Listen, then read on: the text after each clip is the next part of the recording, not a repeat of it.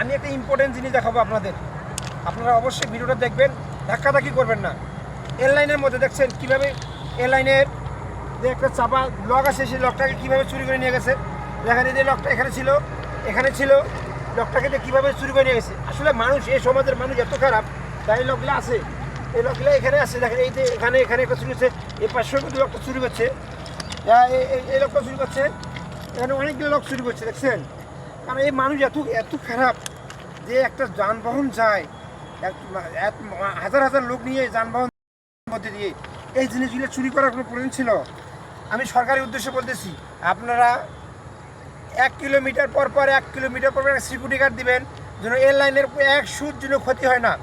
আমি আপনাদের উদ্দেশ্যে, সরকারের উদ্দেশ্যে বলতেছি, আপনারা এক চুল পরিমাণ যেন ক্ষতি হয় না। দেখেন না যে কয়টা এখানে লকটা চুরি করা, মানে দেখছেন যে লকটা চুরি করছে, এখানে একটা লক চুরি করছে, এখানে একটা লক চুরি করছে, একটু জায়গার মধ্যে কতগুলো লক চুরি করে নিয়ে গেছে। আমরা আসলে আমাদের দেশের সম্পদ এভাবে নষ্ট হয়ে যায়। এই যে লাইন ছুটে যায় কী কারণে? এই যে লকগুলা, এখানে লকগুলা চুরি করে নিয়ে গেছে, দেখছেন। আমি আর কি বলবো, এই সমাজের লোককে কি বলবো? এই যে হাজার হাজার লোক এই ট্রেনের মধ্যে দিয়ে যাতায়াত করে, ট্রেনটা দুর্ঘটনা হয়ে যায়, কি হয়ে যাবে কি বলবো? আর আমার বলার ভাষাই নাই।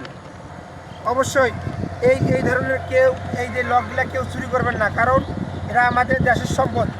আমাদের দেশের সম্পদকে আমরা কখনো নষ্ট করব না, বিনষ্ট করব না।